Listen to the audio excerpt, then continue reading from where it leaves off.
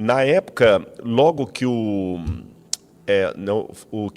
pai da paleontologia, o Georges Cuvier, quando o Georges Cuvier começou a trabalhar a existência dos fósseis e tudo mais e tal, muitos, baseados na Bíblia, diziam que aqueles fósseis não podiam ser animais extintos. E quando falavam, por que não houve extinção de animais? Eles diziam, porque isso vai contra o que está na Bíblia.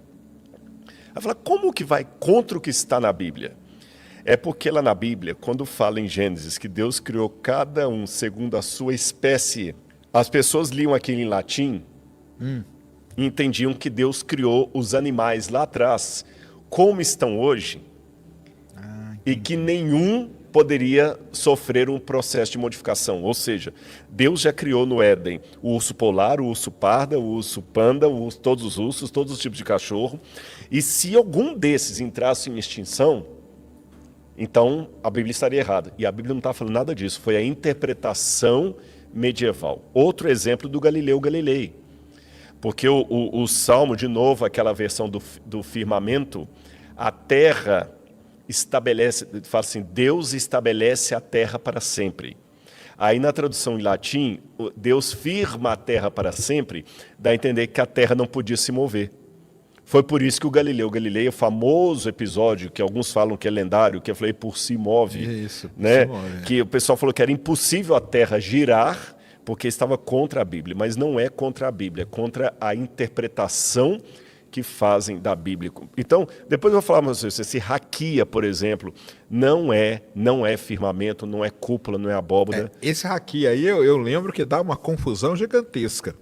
Que eu já vi o pessoal, os terraplanistas, aí, discutindo, porque tem o pessoal que saiu da terra plana, entendeu? Deixou de ser. Deixou de ser terraplanista, porque eles começaram a questionar várias coisas, tal, não sei o quê, e foram ler a Bíblia com uma outra interpretação e falaram, ó, por exemplo, essa palavra aqui, na verdade, é isso e não isso que eles falam. Isso aqui está querendo dizer isso aqui e não o que eles falam. Esse que é o grande problema, né, de interpretar. Uma prova maior que a gente pode ver, tem um livro, vou tentar achar, se alguém achar na internet aí, O Mito da Terra Plana. Eu quero lembrar o nome do autor. Esse livro foi publicado no Brasil pela Sociedade Criacionista Brasileira, sabe, do Dr. Rui Vieira, que é um cara sério, foi o fundador da escola de engenharia da USP de São Carlos, doutor em mecatrônica, mecânica de fluidos, camarada, e criacionista. E ele publicou Jeffrey alguma coisa, O Mito da Terra Plana. Daqui a pouco vem o sobrenome dele, Jeffrey alguma coisa. E esse livro foi um livro muito bom, que ele mostra que até aquela visão que a gente tinha no passado, que o Cristóvão Colombo estava desafiando todo mundo, porque todo mundo pensava que a Terra era quadrada. Não, aquilo é mito. Jeffrey Burton, né? Reinventando a Terra plana. Reinventando a Terra plana. É muito legal esse livro, não sei se ele está esgotado. A Sociedade Criacionista Brasileira publicou no Brasil, onde ele mostra com dados históricos que a maioria absoluta das pessoas entendia a Terra como um globo. Até mesmo povos antigos. Tá sim. Tá certo? Agora, também a bem da verdade, eu tenho que dizer que alguns falam, não, a Bíblia fala que a Terra é redonda, até alguém colocou aqui, eu vi aqui quando caiu aqui, porque lá Isaías fala, né, Deus assentou a curvatura da Terra, mas eu também tenho que ser honesto, que ali em Isaías, Deus não está falando que a Terra é um globo.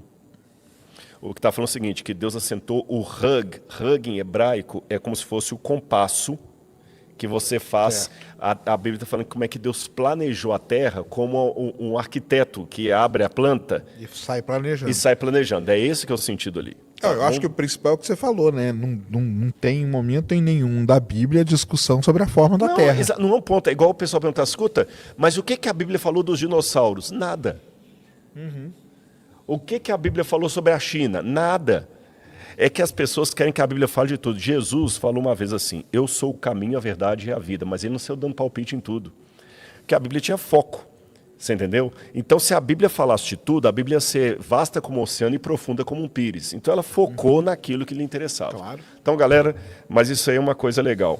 Agora, eu queria te fazer uma outra pergunta também. Eu ia até trazer, eu deixei lá na casa da minha sogra, que eu ganhei de presente num dos podcasts que eu fui, um vidrinho assim, com álcool e um ET lá dentro. Eu ia trazer aqui e acabei esquecendo que eu vim de Belo Horizonte agora. A gente ia ter trazido um ET de Varginha, um Varginho pro Rodrigo. Exatamente. Vamos mandar um Varginho manda pra mim, ele de que eu presente. tenho esse lá em casa. Tá, eu levei para casa da minha sogra e ficou lá. Nem sei por que eu levei para lá, o que foi. Ah, não, lembrei, foi um podcast que eu fiz em São Paulo. Dali eu viajei para Belo Horizonte e acabei levando e ficou lá. Mas vamos falar um pouquinho de vida fora da Terra. Tem muito, assim como os terraplanistas, os ufólogos também são muito organizados. Eu nem sei qual grupo é mais agressivo do que o outro. Eu presumo que os ufólogos são mais antigos, a expressão... Porque terraplanista, você falou em 1950, se eu não me engano? Mas eu tenho ouvido, assim, tem se tornado mais popular a discussão agora. Mas os ufólogos, desde que eu era criança, sempre saíam no Fantástico um negócio lá, e depois veio o negócio do ET de Varginha, né? E tudo. O que você diz um pouquinho assim, cientificamente, falando uma boa, cientificamente? O universo, nós temos aí com...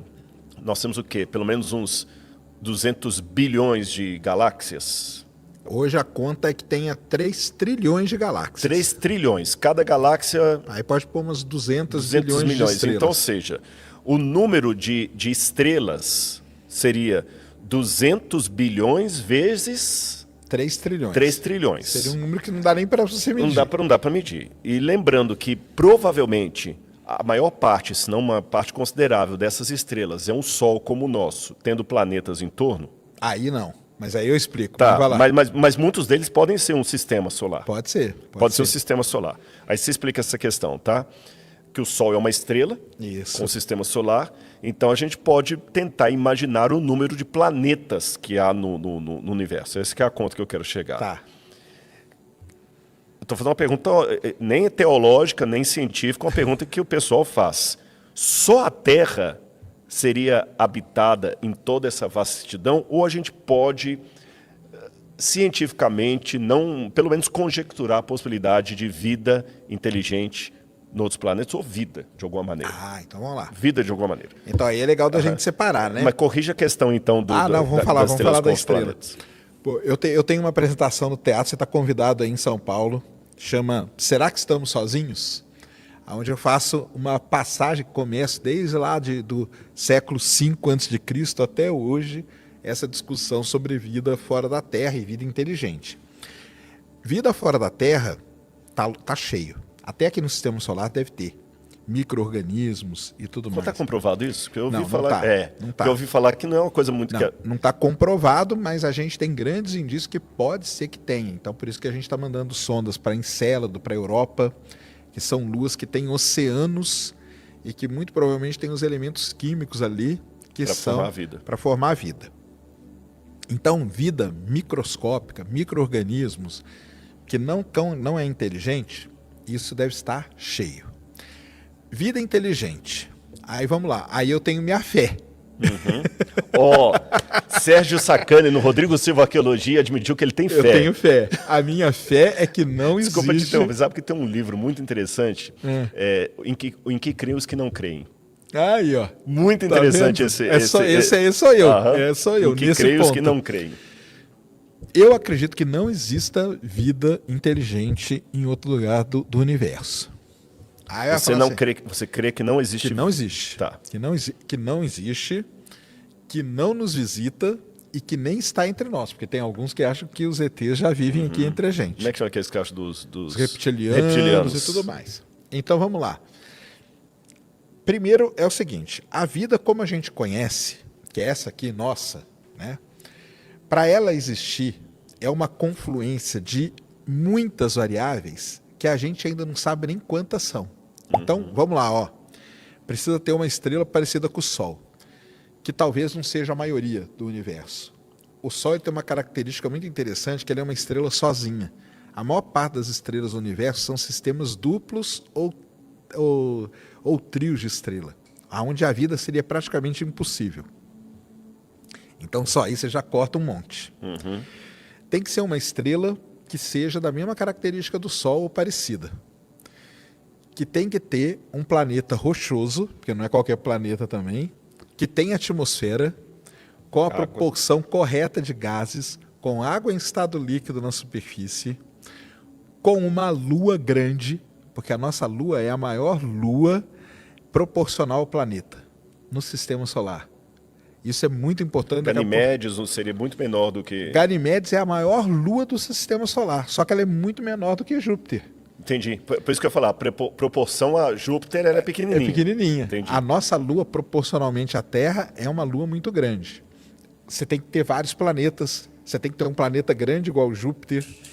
E ó, não falei nada, só que eu já falei umas 10 variáveis. A gravidade tem que ser um ponto para não esmagar o... A gravidade tem que estar no ponto certo, aí vamos lá. Tem que ter vulcanismo, tem que ter tectonismo, porque senão você não tem reciclagem de nutrientes no planeta, você não traz elementos ricos em minerais do manto para a superfície, você não cria o ciclo do carbono, que a gente chama, que é super importante para a vida inteligente se desenvolver. Você tem que ter um tempo para essa vida se desenvolver. Então, quando você começa a colocar todas essas variáveis, aí muita gente fala assim, não pode, cara, porque é infinito. Não é infinito. Porque se começar a colocar esses números aí, tudo isso vai caindo. Embora sejam 2 trilhões vezes 200 bilhões, primeiro que não é infinito. É um número grande, mas não é infinito. Quando você vai colocando essas variáveis, vai tudo caindo. E coisas que a gente vai descobrindo há pouco tempo. Por exemplo, a gente descobriu agora, bem há pouco tempo, que a nossa Lua ela teve um campo magnético. E esse campo magnético, ele existiu num momento crucial para que a vida, para chegar até aqui onde a gente chegou, ela passou por vários saltos evolutivos. Então ela começou unicelular, passou para pluricelular. Isso aqui foi um salto evolutivo. Ela teve que se desenvolver, ela teve que se reproduzir. Desculpa interromper, só para entender, o salto evolutivo, você quer dizer o seguinte, ela não foi passando pelas etapas, é como se ela... Fazendo uma comparação, é como se ela tornasse de um bebê e um adolescente sem passar pelas fases. Não, ela vai passando, só que tem um momento crucial onde essa coisa muda radicalmente. Entendi. Mas ela vai evoluindo, né? Então ela é unicelular, aí a célula começa a se dividir, a célula começa a se reproduzir e tal, pula para pluricelular. Acontece várias coisas aqui no meio, ela tem um outro salto, depois um outro salto. Esses momentos são cruciais para a vida chegar ao que ela é hoje. E nesses momentos pode ter acontecido muita coisa. Por exemplo, uma explosão de supernova próximo oblitera a vida. Uma explosão de raios gama acaba com a vida. Um asteroide, igual que acabou com os dinossauros, acaba com a vida. Grandes erupções vulcânicas, como aconteceu em Vênus, acaba com a vida. Isso a gente chama de grandes filtros que a vida vai passando. Então, para a gente chegar onde a gente está aqui, nós passamos já por uma grande quantidade de filtros e chegamos até o momento. Será que em outro planeta isso aconteceu também? Matematicamente falando, é muito absurda. É muito, porque são muitas variáveis e a gente nem sabe. Então, por que eu falei do campo magnético da Lua, que é uma coisa que a gente descobriu agora? Mas antes de entrar no campo magnético, só te fazer uma pergunta. Agora vem o lado do religioso, vai lá, né, para a gente bater o papo. Você falou que eu também tenho minha fé. Matematicamente falando, é um número muito absurdo de improvável que isso se repetiu em outros cantos do universo. Eu acho que sim. Mas também não seria um número muito absurdo e improvável de todas essas questões acontecerem aqui sem uma mente... Por isso que eu caio... Você entendeu? Eu sei. Essa é dificuldade isso é que todo mundo me pergunta isso aí. Mas aqui não é nem para te provocar, não. É uma dúvida. A gente está batendo um papo como amigo mesmo. Você apresenta com muita honestidade a sua dificuldade em crer. E eu apresento com muita honestidade a minha dificuldade em descrer. Porque eu sou como você.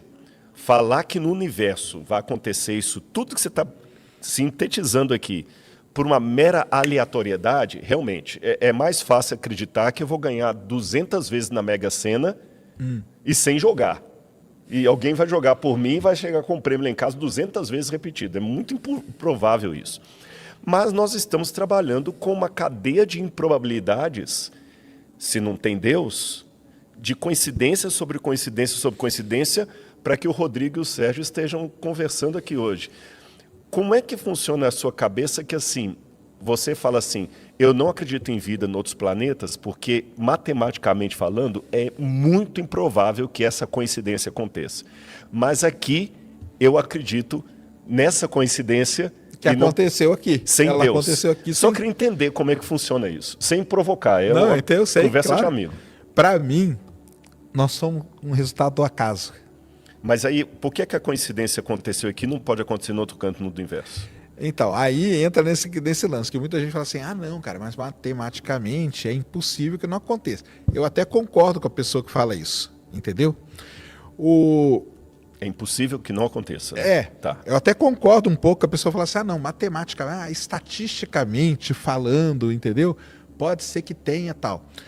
O problema é que a gente vai descobrindo cada vez mais variáveis que vão somando a essa improbabilidade toda. Mas entendeu? essas variáveis também não somariam a improbabilidade do acaso na nossa vida aqui?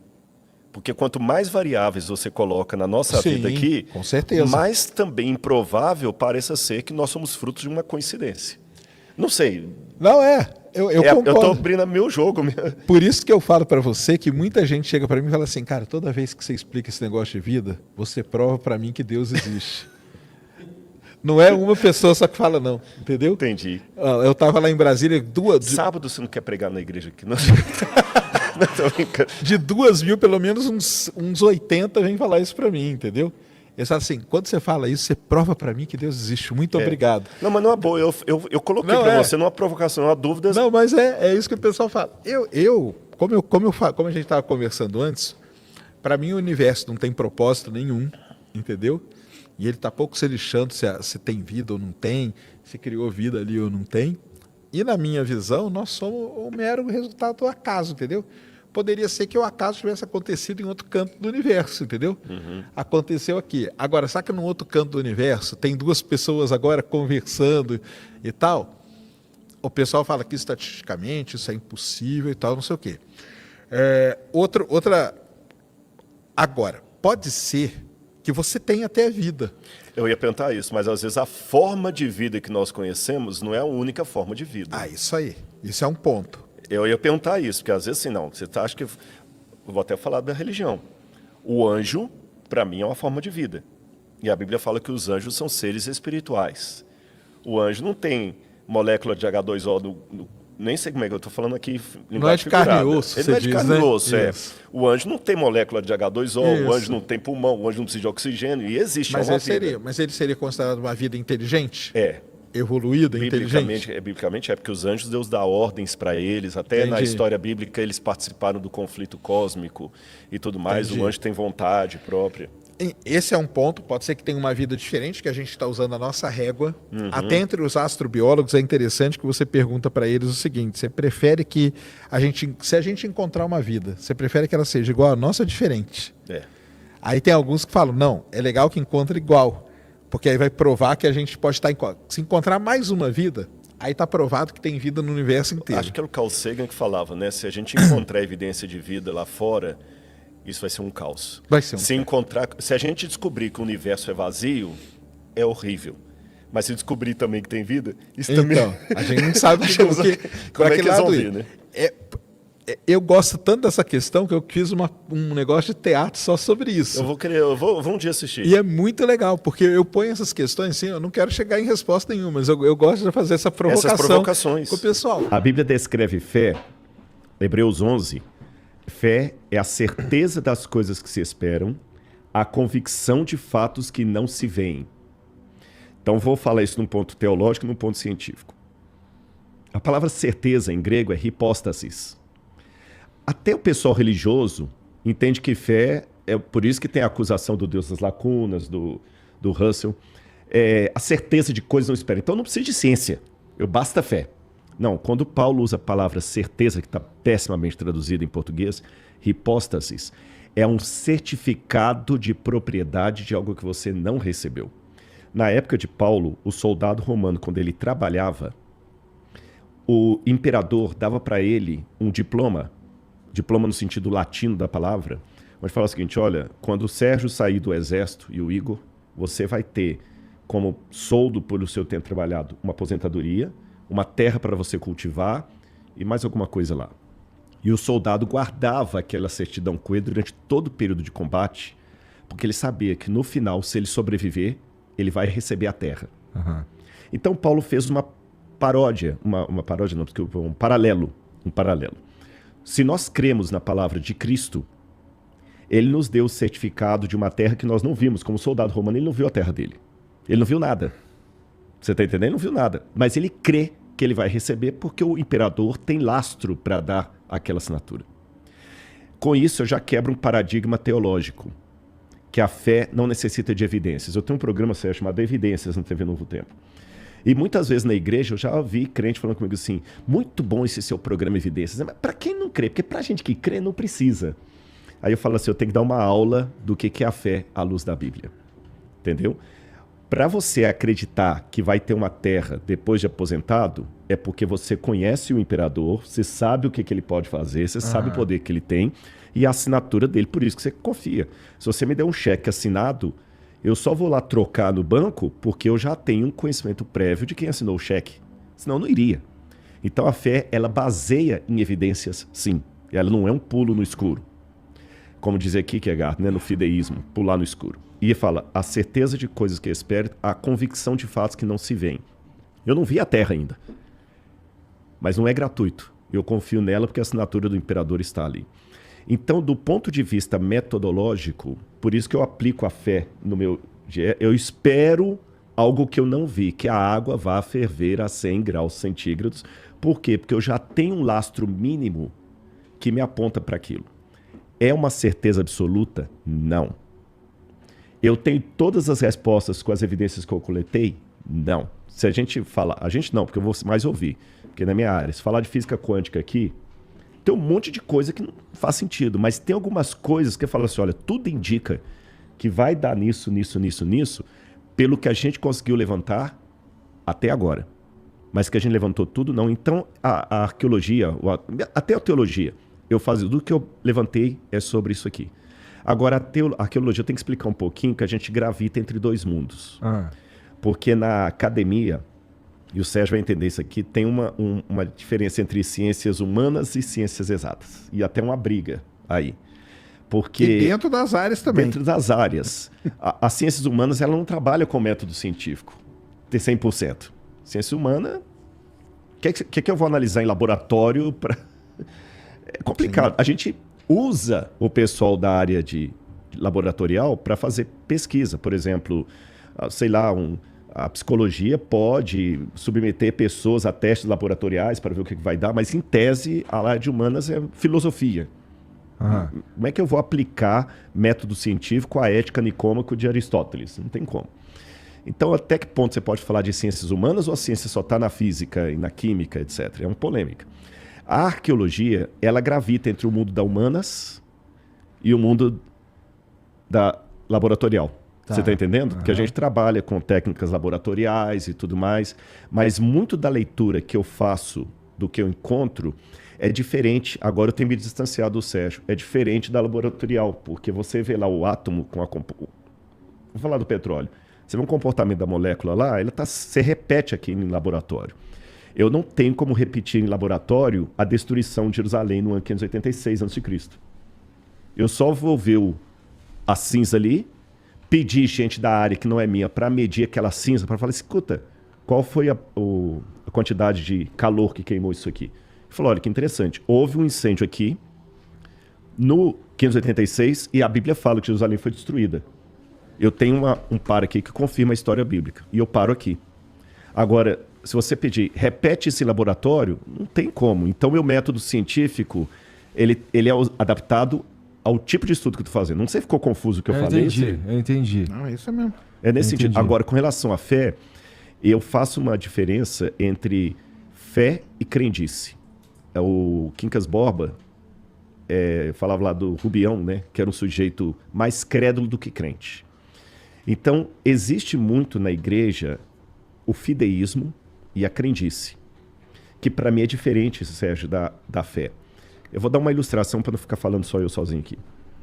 Se eu estiver num prédio pegando fogo, ontem eu bati um papo com um coronel do Corpo de Bombeiros, gente boa demais da conta.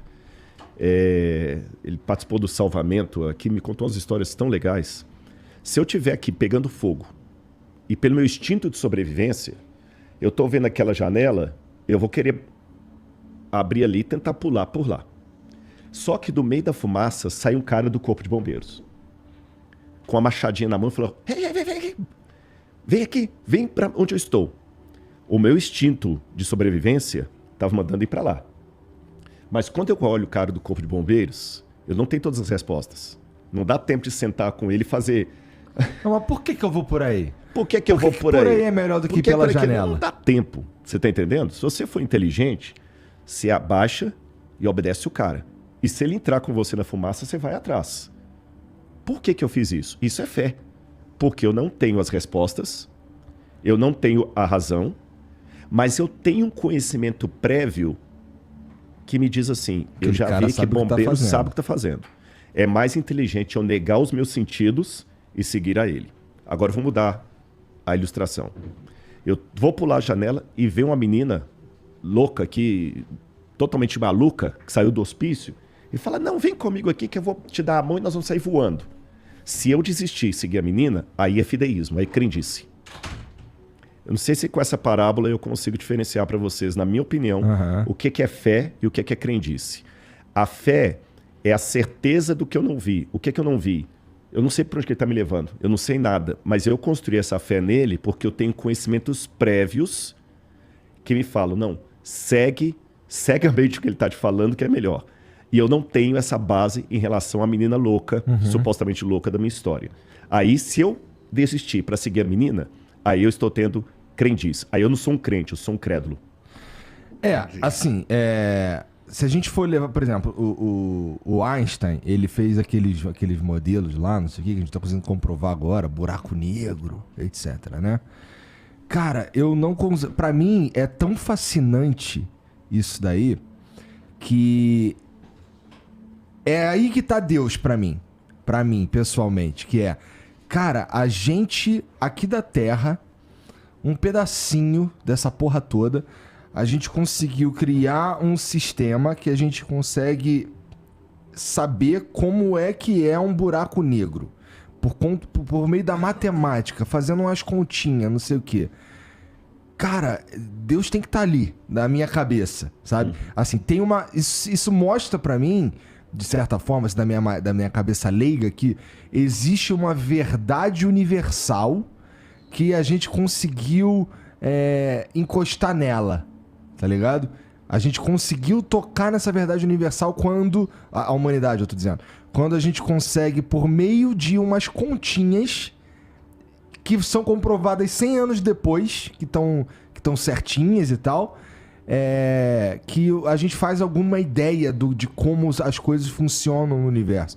Fazer ideia de como as coisas funcionam lá do outro lado do universo, meu irmão, por meio de uma coisa que, pra mim, sei lá, Deus tá ali, tá ligado? Então, assim, eu não vejo Deus um cara barbudinho ou que tá todo vestidinho de branco, assim, com olhos azuis e tal.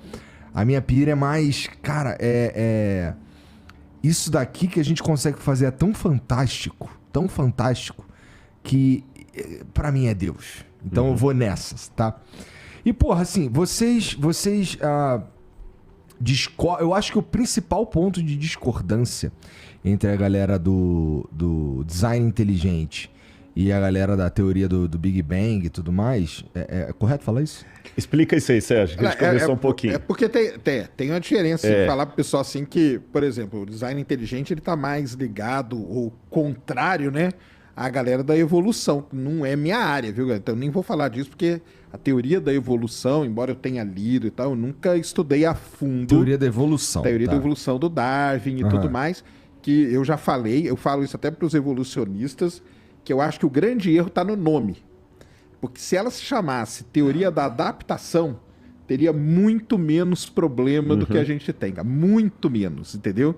Porque e essa palavra evolução, ela sempre dá o sentido do seguinte: evoluiu quer dizer que o que ficou para trás é ruim e acabou. Tornou-se melhor, você evoluiu, né? O pessoal fala assim: pô, como que tem macaco hoje se tem ser humano?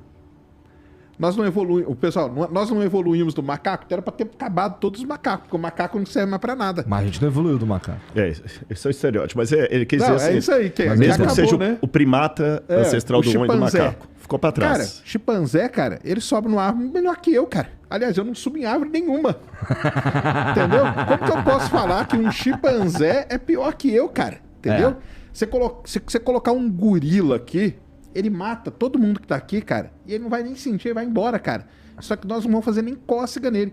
Como que eu posso falar que eu sou uma versão evoluída nesse sentido da evolução que a gente sobrevive tem? na floresta, você não. Não sobrevive meia hora, cara. Ele vive na floresta. Então, a palavrinha aí, no caso, seria melhor adaptação. A gente foi se adaptando às milhões e milhares de mudanças que foram ocorrendo no ambiente, questão de temperatura, questão de...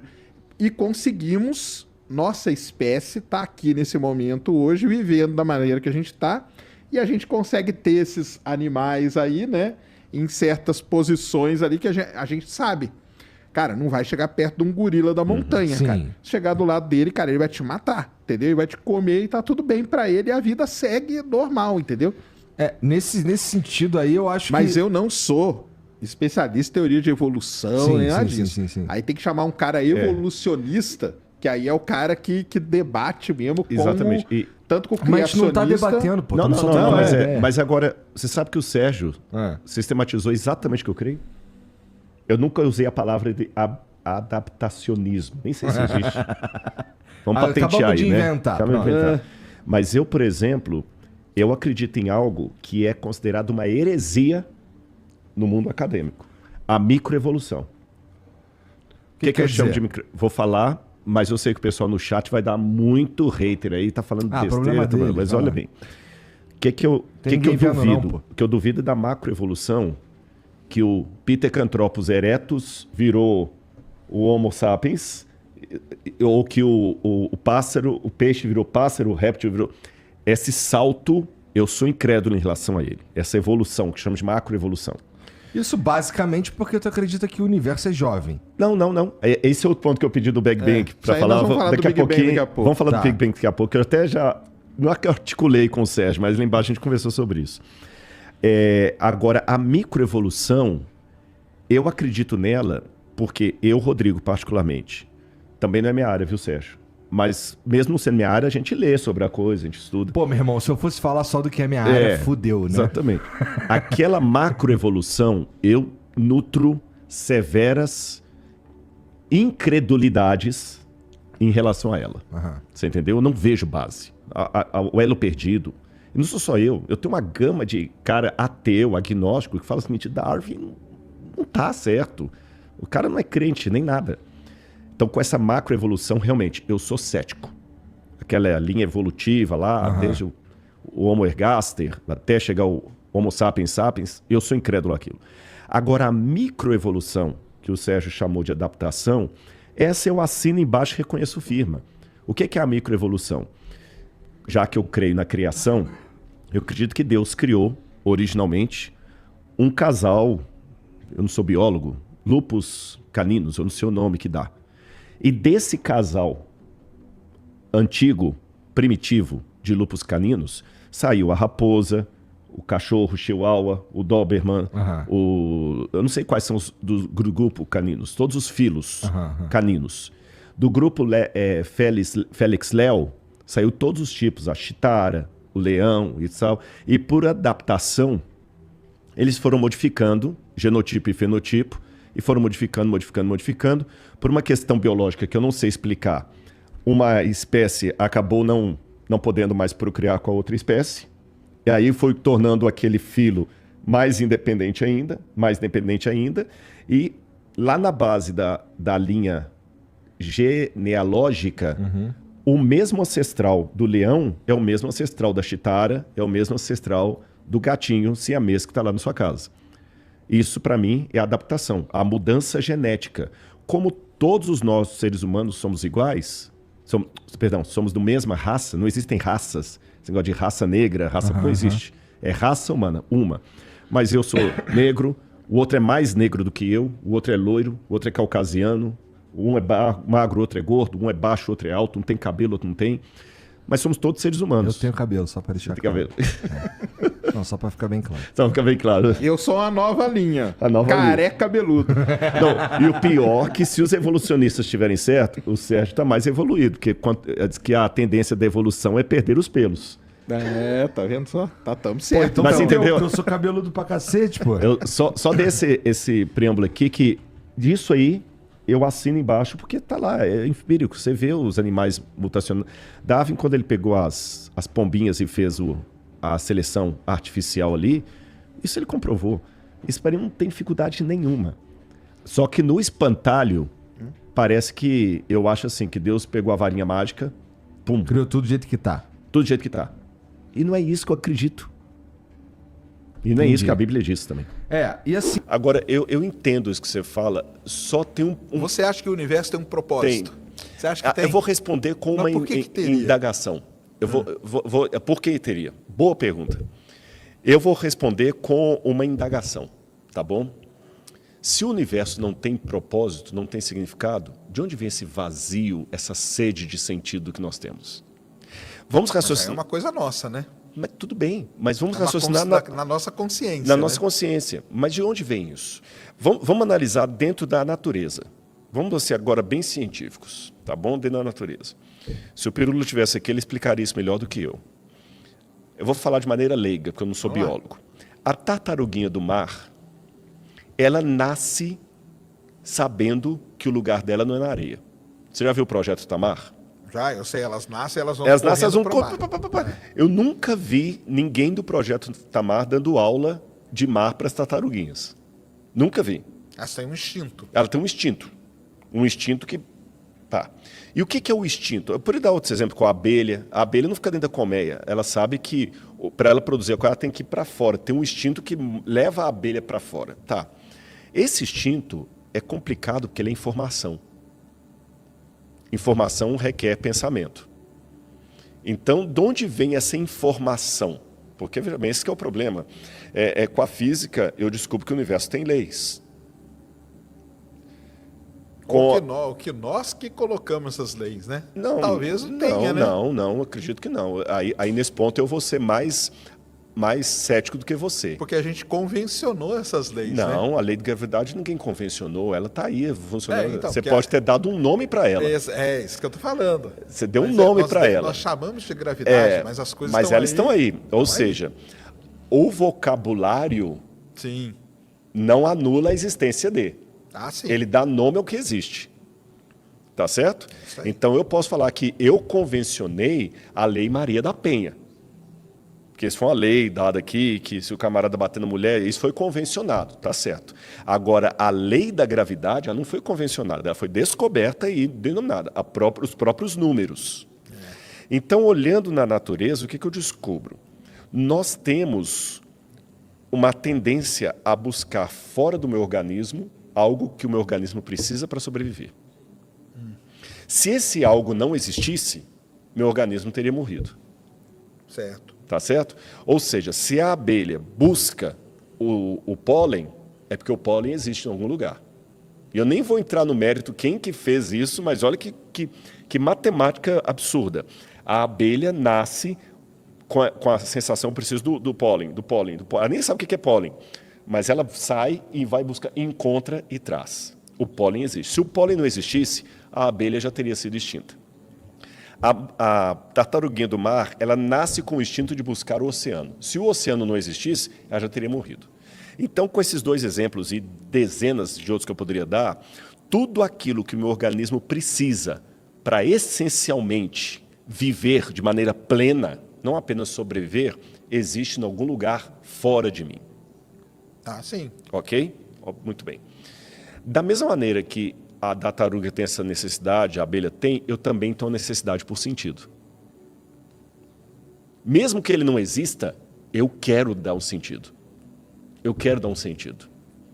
Mesmo que a vida eterna não exista, você gostaria que as suas filhas vivessem para sempre. Mas aí é um sentido que a gente quer dar da gente. Não. Eu falo assim, o universo em si, Pois ele é. não tá nem aí pra Não, gente mas tá eu aqui, vou chegar lá. Aí eu vou chegar, aí o ponto.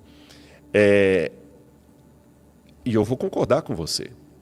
Eu tenho uma desesperada sede por significado que eu não consigo encontrar nesse ambiente. Então isso me faz chegar a duas conclusões. Ou esse significado não existe, mas se eu falar que ele não existe, eu entro numa confusão. Se ele não existe, por que eu tenho essa necessidade? É uma coisa de falar assim, a necessidade da abelha pelo pólen, mas o pólen não existe. A necessidade da tartaruga pelo mar, mas o mar não existe. Eu tenho necessidade de eternidade, mas a eternidade não existe? Não, ela existe. Mas ela talvez não está nesse plano que eu alcanço. Aí que vem uma coisa que é uma linguagem, inclusive, da metafísica, que é a transcendência. A busca pelo transcendente. Aí o transcendente que obriga o... Mas aí não começa a ficar um negócio muito fora da realidade? Depende... Primeiro vamos falar a palavra realidade. Quem deu esse nome realidade foi Duns Scotus. Duns Scotus, que é a palavra realitas. Em latim a gente fala realidade. Agora, o que é a realidade? Será que a realidade é necessariamente aquilo que perpassa pelo método científico? Sim. Não, claro. Ela é muito maior. Pode ser. Você entendeu? Então, assim, se eu consigo imaginar uma realidade que não perpassa pelo método científico, mas ao mesmo tempo eu não posso negá-la, mesmo sem poder mensurá-la, testemunhá-la, por que eu vou negar a transcendência de um Deus? Deus é um axioma muito forte para eu poder simplesmente falar o seguinte: não, eu não quero trabalhar com essa hipótese de trabalho. Agora, a boa notícia da Bíblia não é que Deus existe. A boa notícia da Bíblia é que Ele me ama. Porque Ele podia existir sem um brincalhão cósmico. Ele me ama, então Ele entrou na história humana. E aí que é o problema, que a religião às vezes parece pequena demais e até ridícula aos ouvidos de alguém como Bertrand Russell, Richard Dawkins e outros mais. Por quê? Porque para Deus entrar no nosso mundo, Ele teve que se diminuir. O Martinho Lutero, ele dizia que os homens usam uma máscara para esconder o rosto deles. Deus, ao contrário, usa uma máscara para se revelar. Porque Ele é tão grandioso, tão grandioso, tão grandioso, tão grandioso, que a única maneira de Deus ser compreendido é se Ele diminuir. Porque se Ele não diminuir... Por exemplo, qual seria a dimensão de Deus? Se Ele é um ser que antecede o espaço, o tempo... Teria que ser uma dimensão que a gente não conhece. Que não conhece. É isso aí. Isso aí sim. Mas para Ele poder ser compreendido por mim... Ele reduzir a nossa dimensão. Só que quando Ele se reduz, Ele parece muito pequeno. Tem um autor, Philip Yancey, que ele conta que um amigo tinha um... Mas aí como que vocês lidam com isso? De Deus ter reduzido? De Deus se reduzir a nossa dimensão, assim. Porque aí eu pude olhar para Ele e entendê-lo. Enquanto a teologia me fala que Deus é onipotente, não está dizendo nada. Ele é onisciente, Ele é eterno, não está dizendo nada. Agora, quando fala que Ele se fez carne e habitou no meio de nós, eu comecei a compreendê-lo. A história do Philip Yancey, a parábola dele, é que tinha um amigo que tinha um aquário de peixes do mar. E era um trabalhão. O pH da água tinha que ser muito exato, aquela coisa toda da salinidade, dava um trabalhão. Mas toda vez que chegava o carão lá, os peixes corriam dele. Às vezes ele ia só jogar comida, os peixes corriam. Aí um dia ele reclamou, falou assim: poxa, rapaz, esses peixes eu gasto tanto para mantê-los aqui e eles correm de mim. Outro falou assim: é porque você está muito grande para eles, parece um deus. Então como é que eu faço? Ele falou: tem um jeito. Se você virasse um peixe... Aí você poderia alimentar eles. Eles não iam ficar com medo de você. Entendi. Mas eles também poderiam te rejeitar. E esse é um ponto vulnerável de Deus. Deus, Ele pode ser rejeitado. É o único ponto vulnerável de Deus. Ele não obriga. Agora, para fechar isso aqui, eu digo até uma coisa. Daqui a pouco a gente vai entrar na minha live também, viu? Eu quero dizer uma coisa, até pegando você como... Você tem uma experiência que eu ainda não tive o privilégio de ter. Estou em busca, eu e Laura. A paternidade. Sim. Eu não tenho filhos. Por mais didático que você seja, Sérgio, por mais, assim, bom professor, se você tentar me explicar com equações, com quadro negro, com comparação, não dá. Se eu falar: Rodrigo, experimenta. E eu, como não tenho filho, falo: não, mas como é que é esse negócio, Sérgio? Você vai ver. Quando você tiver o seu, você vai ver. Então, com Deus é a mesma coisa. Chega um momento que a única coisa... Por isso que eu falo que Deus não precisa de advogado, precisa de testemunha. Que eu só posso dizer o seguinte, Sérgio, experimenta. Que o dia que você tiver uma relação com o transcendente, com o autor da vida, você vai ver que ele vai falar no seu coração de tal maneira que as dúvidas não vão desaparecer, como no método científico. Sim. Mas você consegue lidar bem com elas. Consegue lidar com as dúvidas. E você se sente amado, cara. Você não simplesmente ama, se sente amado. Aliás, se tem uma oração que um ateu pudesse fazer, Senhor, que tu existas. Amém. Porque se Deus existe, cara, é bom demais. Eu estou te dando a garantia divina que ainda que as suas filhas morram, elas ressuscitarão por uma vida eterna para nunca mais sofrer nenhuma gripe. Ainda que a gente sofra nesse mundo, chegará a volta à eternidade em que nós poderemos explorar o cosmos sem nenhum Hubble. Entendi. E sentir amado. E você perceberá que o universo aparentava ser frio, mas aquele que o criou não tornou frio. Pelo contrário, aquilo que parece ser uma mera coincidência foi de propósito, porque isso é uma coisa interessante. O universo é frio, eu concordo com você. Ele não está nem aí para a gente. Mas você sabe, melhor do que eu como cientista, que se as condições climáticas, geológicas do planeta Terra fosse isso aqui para lá, ou isso aqui para menos, Eu não estava aqui. ou seja, o ajuste fino me faz pensar que quem me colocou aqui está agindo igual aquela avózinha que você vai visitar lá e ela arruma o quarto do jeito que você gostava, ainda coloca a sua comida lá, o seu violãozinho lá. Você vê assim, o quarto não foi feito a esmo, não. Alguém preparou o quarto para a minha chegada. Muita gente que vem me cumprimentar fala assim, cara, estou te cumprimentando aqui para agradecer, porque tudo que você fala fez me mostrar que Deus realmente existe. E eu quero falar É o aqui apóstolo Sérgio. Tem de verdade nenhuma. Muito pelo contrário, a ciência ela vai atrás de perguntas.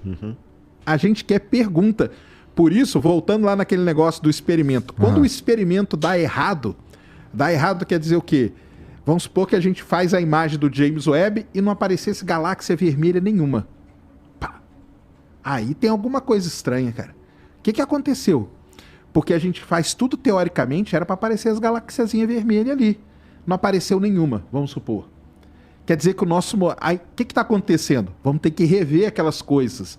Então, quando um experimento ele dá um resultado não esperado, igual disse o Rodrigo, que a gente espera alguma coisa, mas às vezes você faz o experimento e ele dá um resultado que você não esperava. Quando isso acontece, é excelente, cara. É excelente. Porque aquilo ali vai abrir um leque de outras possibilidades, de outras alternativas, entendeu? É até a pergunta que eu faço para os astrobiólogos, que é a seguinte: se encontrasse vida no universo, você preferia que ela fosse parecida com a nossa ou diferente? A maior parte fala diferente. Porque imagina se encontrar uma vida diferente da nossa, cara. Como que isso ia explodir a nossa cabeça, cara? Você ia falar, caramba, cara, olha aqui quantas outras alternativas podem existir. Verdade. Entendeu? Então, a ciência, galera, ela presta atenção nisso, ela vai atrás de perguntas. E ela tenta encontrar evidências para tentar responder da melhor forma possível aquilo. Não tem 100%, cara. Não tem. Tanto que a gente fala aqui, a palavra modelo e tal que a gente fala, é uma palavra que sempre liga a tentar responder o máximo aquilo ali. Mas vai responder tudo? Não vai, cara. Não vai. Mesmo porque hoje eu tenho uma limitação no meu conhecimento, na minha tecnologia. Amanhã eu consigo construir um telescópio 20 vezes maior que o James Webb. E ele vai lá e mostra uma outra coisa. Eu vou ter que rever o meu modelo. Hoje, só para dar um exemplo aqui... Aliás, Jean, eu te mandei o link lá no Insta, cara. Depois coloca. Hoje tem um problema muito sério dentro da cosmologia. Olha só. A gente mede a distância usando galáxias e tal. Calcula lá a constante de Hubble e mede o quanto... Porque o universo está se expandindo a uma taxa. A uma aceleração que a gente chama. A gente faz uma medida de um jeito, dá um valor. A gente faz uma medida de um outro jeito, certinha, bonitinha, dá outro valor diferente, cara. E aí? O que está acontecendo? Chama crise cosmológica. Que merda. A gente não sabe o que está acontecendo. E isso é legal pra caramba, porque tá dando a chance do quê? Da gente ir lá investigar e tudo mais. E o papiro de Ipúver é um papiro egípcio, um documento egípcio, onde o Ipúver, que era um escriba egípcio, ele clama ao deus Horus, de novo, por que as desgraças estavam acontecendo no Egito. E ele fala, ó deus Horus, por que o Nilo se tornou em sangue? Por que as trevas estão em toda parte? Por que os filhos dos nobres estão morrendo de maneira inesperada? Por que os escravos estão fugindo e levando no seu pescoço o nosso ouro? Olha, Rio Nilo se tornando em sangue, crianças morrendo de maneira inesperada, trevas por toda parte. Aí agora tira o papiro Ipúver, vai ler o Êxodo, as 10 pragas de Moisés. Entendi. Então você vê um testemunho das pragas de Moisés por alguém que estava lá. Então alguma coisa aconteceu. Você está entendendo? Porque aí o problema, eu acho que é encontrar essa relação, né? Porque o que é a tal da praga? Porque a praga pode ser muita coisa, Pode né? ser. Agora, só que aí eu tenho que entender uma coisa de Deus. Tentaram muita coisa da praga. Tentaram achar até que foi a destruição do Santorini que provocou, mas eu acho que é meio forçado. Aí o que acontece? Aí eu tenho que ter outra semelhança com a ciência. Assim como tem eventos naturais que o método científico não alcança, apenas descreve, concorda comigo? Falei certo? Há eventos naturais que o método científico não alcança, ele apenas descreve. Né? A própria Euclides lá, a própria geometria de Euclides. Como é que você prova aquilo laboratorialmente? Impossível. Você descreve e fica calado. Da mesma maneira, existem eventos bíblicos que a teologia apenas descreve, mas ela não alcança para explicar. Então, por isso que é perda de tempo, assim como é perda de tempo tentar usar um microscópio para analisar a geometria de Euclides, é perda de tempo usar o intelecto do teólogo para explicar como é que Jesus formou no ventre de Maria. Por isso que a gente não estuda milagre desse jeito. Não dá para eu reproduzir laboratorialmente o que aconteceu. Jesus curou o cego, mas eu não tenho como voltar no passado e usar as técnicas de Stuart Mill e reproduzir aquilo e falar, peraí, Jesus foi isso aqui, se eu fizer vai dar igual. Não tem como, foge. E Deus, esse era um dos problemas que Bertrand Russell usava para negar o milagre, que ele falou assim, se existe milagre, Deus está infringindo suas próprias leis. Porque o milagre é uma infração da lei natural. Só que o Bertrand Russell, apesar de ser um cara que ganhou o prêmio Nobel de literatura, ele foi uma grande bobagem, porque você sabe que na natureza, a natureza está repleta de leis contraditórias que às vezes entram numa sincronia e elas são contraditórias. E, por exemplo, por que nós não entramos em combustão? Sendo que nós temos todo o elemento da combustão. Quando eu jogo um objeto para cima, a lei da propulsão faz com que a lei da gravidade fique caladinha. São leis contraditórias, porque a lei da propulsão, se eu joguei, a lei da propulsão demanda que o objeto suba. Mas a lei da gravidade demanda que ele desça. Então, não estou quebrando a lei da gravidade quando eu jogo algo para cima. Eu estou apenas trabalhando com duas leis contraditórias, de uma maneira que elas entram em harmonia, permitindo que, temporariamente, um objeto suba ao invés de descer. Tem que encontrar ali uma resistência. Exatamente, mas eu não estou quebrando a lei da gravidade em fazer isso. Deus também, ao operar o milagre, ele pode usar uma lei que nós não conhecemos e que coloca outra em suspensão. Simples assim. Só que eu não tenho como reproduzir isso em laboratório. Por isso que a gente não tenta explicar o que aconteceu, porque senão você vai negar a própria capacidade divina de operar um milagre. Entendi. Uma outra coisa legal que tem aqui no museu ali, que é a parte dos sumérios, né, que a gente estava conversando, né? Os sumérios, eles foram um povo muito evoluído, né? Tremendamente. Matemática. Se fosse hoje, eu acho que todos os Elon Musk da vida seriam sumérios. Porque, cara, eles inventaram a roda, descobriram a matemática, se quiser inventar a matemática, descobriram a matemática. A matemática mais antiga vem dos sumérios, a roda, a agricultura, a argila. Esses vasos de cerâmica que estão aqui, eles originaram porque os sumérios fizeram os primeiros vasos de cerâmica. A cidade, a política, muita coisa foram. A própria astronomia, os mais antigos registros astronômicos são dos sumérios, depois deles os babilônios. As primeiras observações de estrelas são de tabletes sumerianos. Não, Os isso é. primeiros mapas estelares que nós temos. Não, e tem até a história de Nibiru, né? Sim, exatamente. Eles passaram, mas aí, assim, eu não... A questão não é nem acreditar, né? A gente não... Não, ele tem não vai. isso, né? Não. Então, eles são... E qual que é a relação deles com da Bíblia? Com a Bíblia? Os sumérios, assim, isso é curioso, porque já que eles inventaram a escrita, Ah, tá. os documentos mais antigos da humanidade foram eles que produziram. Aí, quando você vai ler os primeiros tabletes cuneiformes que os sumérios escreveram, pergunta assim, quem são vocês? De onde vocês vieram? E eles são os pais da civilização moderna. A civilização nasce ali entre o Tigre e o Eufrates, na Mesopotâmia. Sabe o que os sumérios contam? Nós somos os descendentes daqueles que sobreviveram ao grande dilúvio que acabou com todo mundo. Aí você... E dá para fazer essa entrevista. Isso aqui não é ficção científica, não. Como é que dá para fazer essa entrevista? É só pegar o que eles deixaram escrito e ler. Sim, claro. Você entendeu? Então eles contam que eles eram os descendentes dos que sobreviveram ao grande dilúvio. E os que sobreviveram ao grande dilúvio vieram de um paraíso que ficava em Dilmun. Dilmun significa região do Oriente. E esse paraíso que ficava no Oriente era chamado de Edenu. E os primeiros seres humanos foram criados do pó da terra, do barro, e viviam nesse paraíso e foram expulsos de lá. Aí viu um dilúvio e apenas... Aí muda. Alguns falam que o sobrevivente chamava-se Ziusudra, o outro fala Utnapishtim, né? O outro fala Atrahasis. Sobreviveu ao grande dilúvio.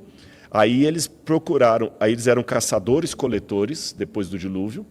Caçadores-coletores, para a galera entender, eles não plantam, eles vão caçando e colhendo o que está in natura. Aí, quando eles se assentaram ali na região entre o Tigre e o Eufrates, eles começam a fundar as primeiras civilizações e até chamam os dois rios de Tigre e Eufrates, que são dois nomes de dois dos 4 rios que estavam no Éden bíblico. Então, você nota que a história que a Bíblia apresenta, que foi feita num contexto muito distinto dos sumerianos, é a mesma história que os sumerianos apresentam. Entendi. Isso é formidável. Não, tem muita coisa que é muito... O próprio Teilhard de Chardin admitia, teve um Adão histórico. Ah, teve? Teve um Adão histórico. Porque a gente tem... Eles chamavam o primeiro pai deles de Adapa, que é Adapa, o outro texto chama Admuzi, e nessas línguas Admuzi e Adapa a mesma etimologia da palavra Adam, em hebraico, significa de terra vermelha. Entendi. E você, você acha qual é o livro mais interessante da Bíblia? Da Bíblia? Qual que você lê? Porque é uma outra coisa que eu queria saber também, na hora que eu estava perguntando lá. Você lê várias vezes a Bíblia? Sim, várias vezes. Tipo, tem livros aí de João, você pode ler várias vezes. E cada vez que você lê, você descobre coisas novas ali? Sim. Ou você interpreta de maneira diferente? Descobre Como coisas novas. Jesus falou isso. Jesus falou o seguinte, todo escriba versado no reino é como um pai de família que abre o baú e tira sempre coisas novas e velhas. E Deus fala ao coração da gente através da Bíblia. Tem esse detalhe também. Deus fala ali. É um livro formidável. Como eu falei, é um livro que ele ganha o coração da senhorinha lá que tem a 4ª série primária, ou semi-analfabeta, e ganha o coração do camarada que é PhD. Ele fala ao oriental ou ocidental, ao cara do século XX ou do século XVI. A Bíblia é muito, muito universal nesse sentido. E como eu falei com vocês, são dezenas de autores. Sim, né? Eu falei 60, que a Laura errei, são cerca de 40 autores que a Bíblia teve, 66 livros. E esses 40 autores, eles nunca entraram em contato com eles para escrever um livro juntos. E a Bíblia ela tem, parece que uma unidade literária perfeita. Um não contradiz o outro. Você entende? É muito, muito formidável. Agora, você me perguntou dos livros que eu gosto, é uma escolha de Sofia, mas um dos que eu mais amo é o livro de Eclesiastes. É onde o Salomão fala do vaidade, tudo é vaidade. E aí o Salomão, para mim, ele dialoga tanto, é o livro que mais dialoga com o mundo cético e ateu. Ah, é? É, Mas por quê? porque o Salomão vai mostrar que se não existe Deus, o que é a vida? Ele fala que é Havel Havelim. Havel Havelim em hebraico significa sopro de sopros. Ele fala Havel Havelim. Todo na vida é o Havel Havelim, quer dizer, sopro de sopro. Aí ele fala o seguinte, você pode ter sucesso, você pode ter fama, você pode ter dinheiro, mulher, não há nada de novo debaixo do sol. Tudo vai perecer. Entendi. Resumindo o Eclesiastes numa frase, eu poderia citar aqui o Fernando Pessoa. Fernando Pessoa diz o seguinte, o que é o ser humano senão um cadáver adiado que procria? É verdade. Você entendeu? Aí depois ele termina mostrando que o fim de todas as coisas é o juízo de Deus. É por isso que a gente tem que ter... Por isso que, quando você me pergunta assim, poxa, mas alguns podem interpretar que é uma baita de uma injustiça, Deus curar uns, não curar outros e tudo mais e tal, é porque as pessoas estão presas demais ao plano aqui da matéria. Ah, sim. Aí o Salomão te sugere a elevar a cabeça acima das nuvens e a enxergar o plano espiritual, o plano que está acima de tudo isso, e não ficar apenas no terrestre. Porque se você ficar só aqui, você não vai ver todas as coisas. Olha que interessante, diz que Deus colocou, o próprio Salomão fala, no coração do homem a eternidade, Haolam em hebraico. Só que as coisas mais preciosas vão te abandonar um dia. Aquelas coisas pelas quais você luta tanto, um dia elas vão te abandonar. Sua saúde, um dia vai te abandonar. Sua beleza, um dia vai te abandonar, você vai ficar velho. As pessoas que você ama, um dia elas vão te abandonar. Um dia elas vão morrer ou te sepultar. Então, tudo é só isso. Aí Salomão fala, se não tem um plano superior, se não tem Deus, estamos correndo atrás do vento. Só correndo atrás do vento. E a única coisa que eu digo aqui, sem querer evangelizar o Sérgio, não é meu objetivo fazer isso, Sérgio, por que eu não tenho vontade de enfiar religião goela abaixo das pessoas? Porque, em primeiro lugar, se Deus existe, como eu creio, ele não precisa de defesa, ele precisa de testemunha. Deus não precisa de advogado. Se ele precisasse de advogado, ele teria nomes melhores que Rodrigo Silva. Então ele precisa de testemunhas. Eu só procuro testemunhar dele porque quando eu vejo alguém com a capacidade do Sérgio, com o gente boa que ele está sendo, sem nenhuma demagogia, e não crê em Deus, eu falo assim, poxa, que pena. Porque aí vem meu lado crente. Sabendo que Jesus morreu na cruz do Calvário por todos nós. Isso dito solto é tão estúpido quanto colocar que o vermelho é o mais... Não entenda a frase isolada. Sim. Ele ama tanto o Sérgio como ele ama a mim. Ele ama tanto o Igor. Ele ama todo mundo que tá ouvindo a gente. Ele ama tanto as pessoas. Por que não aceitam? Oh, Senhor, seria tão bom. Seria tão bom. E eu me limito a pedir a Deus que toque no coração delas. Eu orei por você. Obrigado. Sério, orei, sem nenhuma demagogia. A Laura é testemunha. Toca no coração do Sérgio e que o Rodrigo não seja o obstáculo entre o Sérgio e Deus. Essa é a minha mais sincera oração por um ateu. Toca no coração do Sérgio, Senhor, e que o Rodrigo não seja um obstáculo para isso. Sabe? Só isso. Tem uma música do Padre Zezinho que ela é linda, essa canção. E eu não sou católico, hein? Eu não sou católico. Padre Zezinho, se eu achar aqui, ateu. Que ele fala assim, ó. Tô até com já achei a música aqui, só quero achar aqui, ó. Ele pega aqui, ó. Um grande amigo meu. Posso ler? É pequenininha. Um grande amigo meu, que a sua fé perdeu, no dia de Natal me procurou. Contou-me sua vida, tão cheia de incertezas, com tanta honestidade que me fez chorar. E a lágrima teimosa, caindo no meu rosto, lavou meu preconceito de cristão. Eu sei que da verdade eu não sou dono.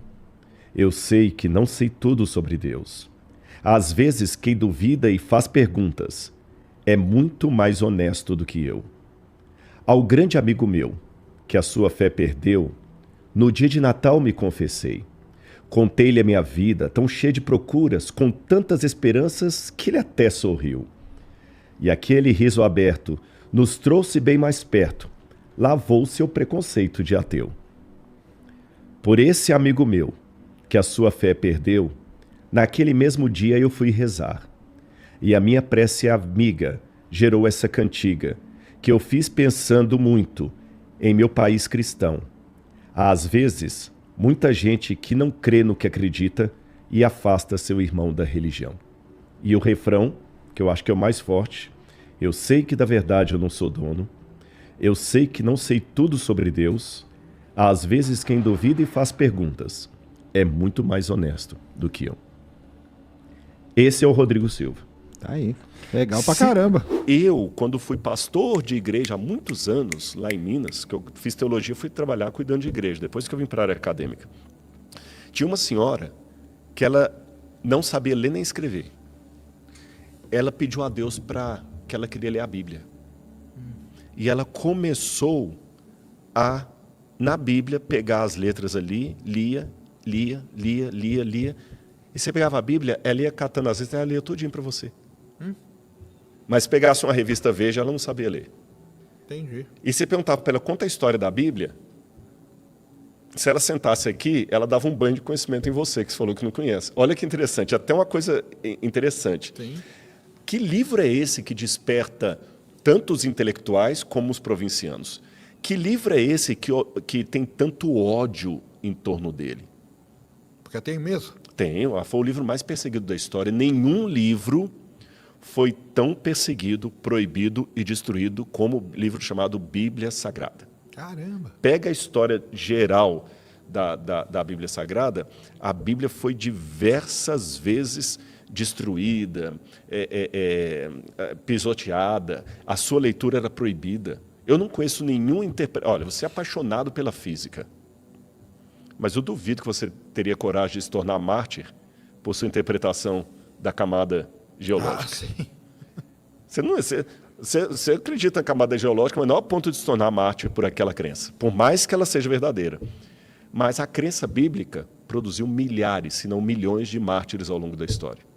O camarada teve a coragem de morrer por Jesus, porque ele não negou aquilo que estava no livro dele. Então, é um livro que produz algo que nem a ciência conseguiu produzir.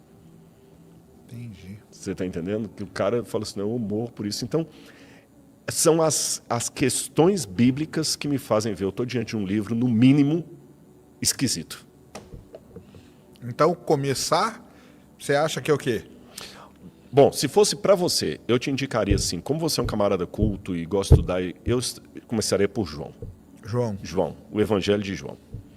Você Mas vai João ler é um dos últimos, né? Não, mas é que tá. Você não precisa ficar preso a uma ordem cronológica. Ah, não tem. Então não tem uma ordem Não. cronológica. Até foi bom, deixa eu explicar isso aqui para o pessoal. A Bíblia não caiu pronta do céu. Tá certo? Os livros foram sendo reconhecidos e foram colecionados ao longo do tempo. Só que quando chegou na época judaica e depois na época cristã, eles pegaram a Bíblia e resolveram organizá-la como uma biblioteca.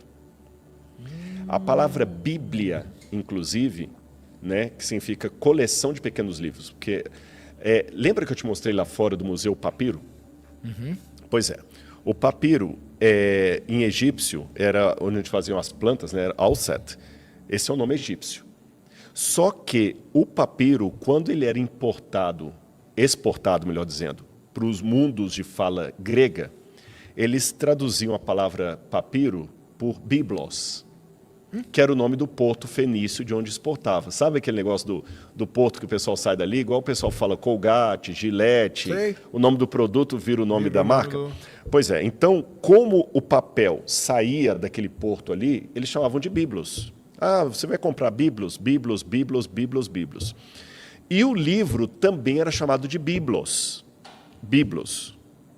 Então, quando você fala um livro, é um biblos, mia biblos. Quando são vários, é Quando são Bíblia. vários, aí não, biblioi. Ah, tá. Biblioi. Vários livros. Então, tria biblioi. Só que quando você fala de um livro pequenininho, biblion. Livrinhos pequenininhos, biblia. Na ciência, você faz isso também quando você faz Claro. do grego ali. Então, Bíblia significa uma coleção de pequenos livros. Aí, como são 66 no cânon protestante, e você tem 7 livros a mais no cânon católico, que são os deuterocanônicos, que os protestantes chamam de apócrifos, não vou entrar no mérito da questão, resolveu-se, então, organizar essa biblioteca em livros. Então, os 5 primeiros livros da Bíblia são chamados de Pentateuco, Penta, os 5 livros de Moisés, Teokos significa prateleira, os 5 livros, o Pentateuco, a lei. Aí depois vem os livros históricos, que vai desde Josué até o livro de Ruth, Neemister. Depois começa Jó até Eclesiastes, a seção dos livros poéticos, cantares poéticos. Depois de Isaías até Malaquias, proféticos. Então aqui eu tenho as áreas do Antigo Testamento. O Pentateuco, livros históricos, poéticos e proféticos. No Novo Testamento, 4 contam a vida de Jesus, os 4 evangelhos. Atos conta a história da igreja, então tem Evangelho e Atos. Depois vem as epístolas, que são as cartas que Paulo escreveu para as igrejas, João escreveu, terminando com o Apocalipse. Então assim que seria a divisão da Bíblia como um todo. Esse é o Espaço em Cenas. Se você gostou do conteúdo, não se esqueça de deixar o seu like e se inscrever. E se você quiser continuar se informando, assista o próximo vídeo que está aparecendo aqui na tela.